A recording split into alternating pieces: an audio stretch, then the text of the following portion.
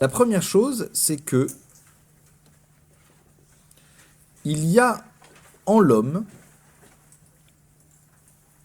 un espèce d'appétit pour l'extraordinaire, un appétit pour le paranormal. Et alors cet appétit, moi j'ai voulu le questionner.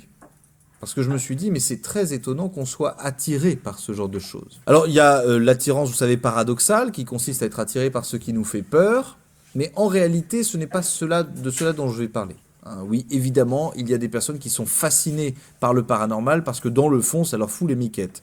Bon, c'est pas vraiment ça qui est intéressant. Ce qui est intéressant, c'est que beaucoup de personnes qui sont dans le paranormal, ou qui vivent une spiritualité dans laquelle ils recherchent de l'extraordinaire, ces personnes-là, si elles font un vrai travail d'introspection, un vrai travail philosophique, psychophilosophique, vous voyez, d'exégèse de leur appétit, vont se rendre compte qu'il y a en elles quelque chose qui aspire à s'affranchir de leurs conditions, d'une manière ou d'une autre, à s'affranchir des limites de notre condition.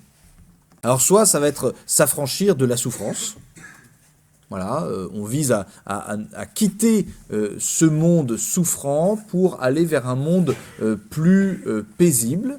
Alors ça va être des prétentions sur le corps que l'on va avoir de manière générale, avec, vous voyez, toute la catégorisation des guérisons avec des dons de guérison, avec des miracles de guérison, avec des méditations, des spiritualités qui vont viser à l'affranchissement des souffrances. La deuxième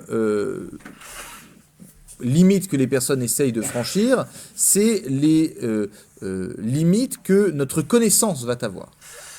Et donc des personnes qui veulent essayer de connaître ce qui est maintenu caché, ce qui est maintenu invisible à notre connaissance. C'est une prétention que l'on voudrait avoir sur notre esprit. Et donc ces connaissances, ça va être tout ce qui est de l'ordre de l'astrologie, ça va être pour tout ce qui est de l'ordre de, je sais pas, de la divination, de la voyance. Vous voyez, pourquoi les gens vont voir des voyants? C'est qu'en fait, en réalité, il y a une véritable aspiration à connaître ce qui ne nous est pas connu.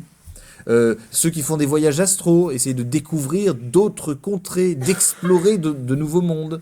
Ceux qui font de la méditation, vous voyez, pour essayer de se connaître de plus en plus. Voilà, c'est une aspiration que la personne a, une prétention pour aller au-delà des limites de son esprit.